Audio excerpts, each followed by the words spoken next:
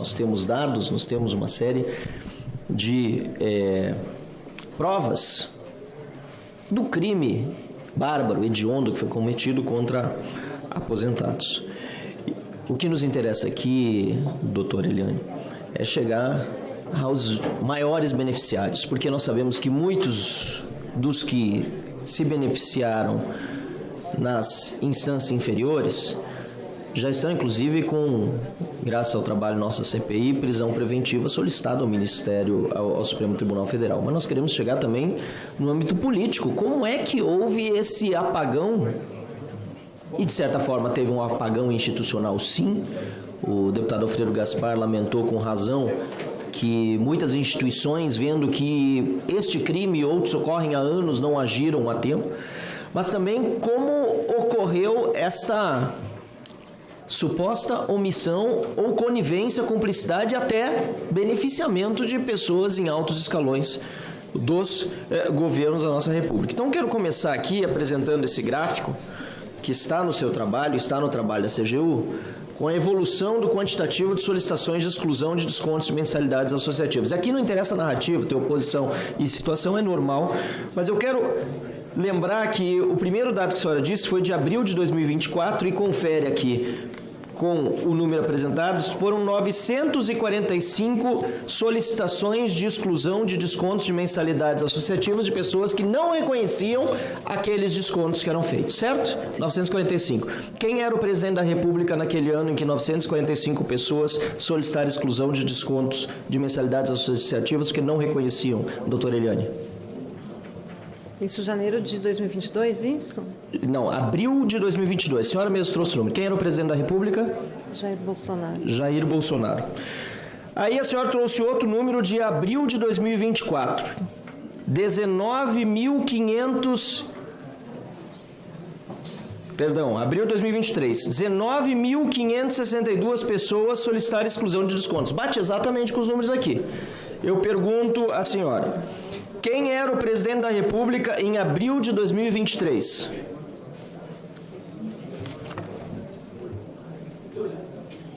Quem era o presidente da República em abril de 2023? Lula. 945 no Bolsonaro, 19.562 do governo Lula. Depois a senhora falou de novo em abril de 2024, e o número aqui é exatamente o mesmo que a senhora mostrou. 192 mil pessoas disseram que não reconheciam os descontos associativos. A senhora respondeu ao relator com esse número, o relator confirmou. Está tudo aqui no relatório. Quem era o presidente da República em abril de 2024, doutora Eliane? Presidente Lula. 945, menos de 1.000 na época do presidente Bolsonaro, e não estou dizendo que está certo não, está errado. Qualquer pessoa que não reconhece e está lá o desconto feito, está sendo prejudicada e lesada, não importa quem é o presidente da República. Agora, o estouro apresentado pelo trabalho da CGU demonstra que no governo Lula saltou de 945 pessoas, enquanto 300 reconheciam. Então, para cada uma que reconhecia, 3 não reconheciam. Saltou para 19 mil pessoas, perdão, abril a senhora falou, né? 19 mil pessoas em 2023 que não reconheciam, face a 2.400 pessoas que reconheciam. Isso quer dizer que para cada 8 pessoas que não reconheciam, uma reconhecia, ou seja, saltou a proporção de 1 para 3 para 1 para 8. E depois, em abril de 2024, uma explosão total, descontrole, roubalheira. A senhora disse que era o presidente? Lula. 192.519 beneficiários do INSS diziam não reconhecer os descontos, enquanto 6.568 diziam reconhecer. Aliás, relator, eu acho interessante esse dado, porque 6.500 diziam reconhecer, mas lembra que em 2019 eram 300. Eu não tenho dúvida que muitos acabam reconhecendo. Aqui é até uma sugestão minha de investigação. Acabam reconhecimento para se livrar da situação. Tá, talvez até eu lá autorizei, mas tira isso da minha folha. Mas olha a diferença, 192 mil contra 6.500. Dá uma diferença de 30 vezes. Eu fiz o cálculo de cabeça rápido aqui, espero não ter errado. Mas para cada um que reconhecia, 30 não reconheciam. E esse trabalho foi graças à CGU, graças a outros órgãos que agiram. Também o advogado que esteve aqui conosco na semana passada. E eu queria voltar à pergunta de quando iniciou esse trabalho da CGU, doutora Eliane? Qual foi a data em que vocês começaram esse trabalho? O trabalho específico dos descontos associativos. Desse relatório aqui, exatamente, dos descontos associados. Nós iniciamos um planejamento de trabalho no início de 2024, janeiro de 2024. Início de 2024. Em algum momento a senhora disse que a CGU só comunicou o INSS, ou comunicou o INSS, teve todo o trabalho, fez o relatório, apresentou, etc. Comunicou o INSS em julho de 2024, certo? Os resultados do trabalho, sim, mas as interlocuções que vêm sendo feitas ao longo do caminho, elas vão sinalizando os problemas. A gente comunica, por exemplo, encaminhamos ofício ao diretor de benefícios, indicando que as entidades não nos disponibilizavam documentos, pedindo apoio para que eles solicitassem as entidades. Solicitamos fichas de filiação, tanto à entidade quanto autorização de desconto e documento de identificação dos beneficiários, que é a documentação hábil para autorizar os descontos. Não recebemos, comunicamos o diretor de benefícios também. Então, assim, quando se traz o relatório lá em julho, na verdade, no início de julho, se traz a nota de auditoria, que já reflete em grande medida o que vem no relatório depois. Ao longo de todo o percurso, nós temos várias interlocuções. E aí eu queria deixar aqui muito claro uma reunião que teve no dia 8 de maio do GTI Previdência. Foi uma reunião específica para tratar de descontos associativos, por tudo que vínhamos relatando a respeito, inclusive a reunião anterior do GTI, foi onde eu trouxe os resultados que nós já tínhamos, em que 100% dos aposentados entrevistados de diferentes entidades estavam reportando que não tinham descontos implementados. Pois bem. Então, assim, por mais que o relatório traga um resultado preliminar, como relatório no final de julho, as interlocuções vinham sendo feitas ao longo do trabalho com muita contundência. A senhora pode dizer que o ministro Vinícius Carvalho teve conhecimento desse relatório em julho de 2024? Não consigo afirmar. Eu não conversei com ele a respeito desse relatório, eu não consigo afirmar. A senhora não sabe, mas é um relatório assinado pela CGU, ou seja, sai de dentro do órgão que é de responsabilidade do ministro Vinícius Carvalho. Mas essa é a praxe, os documentos de auditoria e de fiscalização são concluídos na área técnica e encaminhados pela área técnica. Mas é público. Depois, em julho de 2024, quando houve essa comunicação ao INSS, se tornou público esse relatório.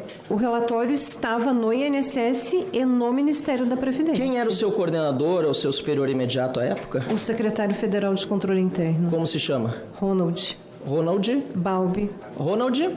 Balbi. Balbi. E ele soube desse relatório?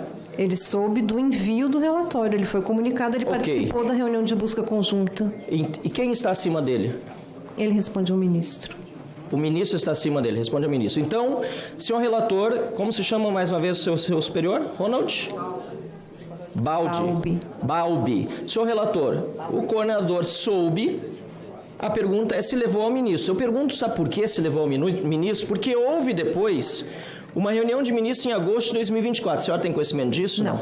E outra em dezembro de 2024. A senhora tem conhecimento? Não. Mas o ministro certamente teve conhecimento porque ele não se é convidado como ele precisa participar, e eu imagino que tenha participado. Eu me pergunto, senhor presidente e senhor relator, se chegou ao conhecimento do ministro por meio do seu superior esta informação para que ele compartilhasse com os demais ministros e o próprio presidente da República a roubalheira que estava acontecendo no INSS. Porque a gente precisa chegar lá, relator. Porque se o superior dela soube, ela fez tudo certinho. A servidora agiu corretamente. Informou o superior, aliás, num grupo de coordenação interno da CGU. Esse superior informou o ministro? O ministro levou nas reuniões ministeriais de agosto e de dezembro, ou ele prevaricou? Ou o seu subordinado imediato? Essa pergunta vai ficar no ar, mas nós precisamos saber por que o governo Lula demorou desde 2024, quando o presidente do INSS já tinha as informações, para tomar uma atitude depois da operação da Polícia Federal em 2025.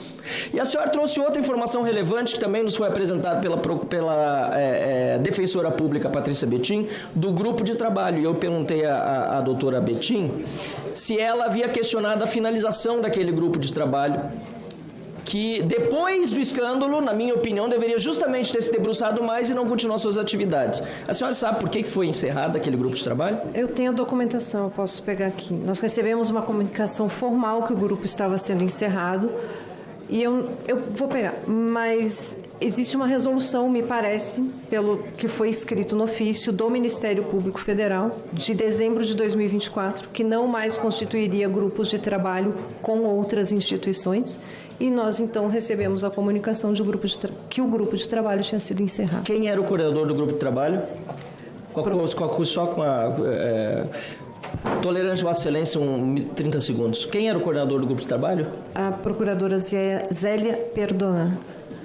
Senhor presidente, senhor relator, eu gostaria de solicitar também a procuradora, é isso? Procuradora Zélia Perdonar. Eu acho muito importante que ela também venha a essa comissão, até para explicar o que esse grupo de trabalho fez e por que motivo, justo depois de eclodir todo o escândalo, decidiu-se por encerrar os seus trabalhos, porque era um momento justamente de continuar e fazer com que se chegasse até o fim, porque hoje quem está fazendo pelo grupo e pelo Brasil é essa CPI para investigar e punir os responsáveis do roubo dos aposentados. Mais uma vez, parabéns pelo seu trabalho, doutora Eliane, muito obrigado pelos esclarecimentos. Só um complemento, senhora Eliane, a senhora entende que houve por parte de alguma autoridade, seja do INSS, seja de algum ministério,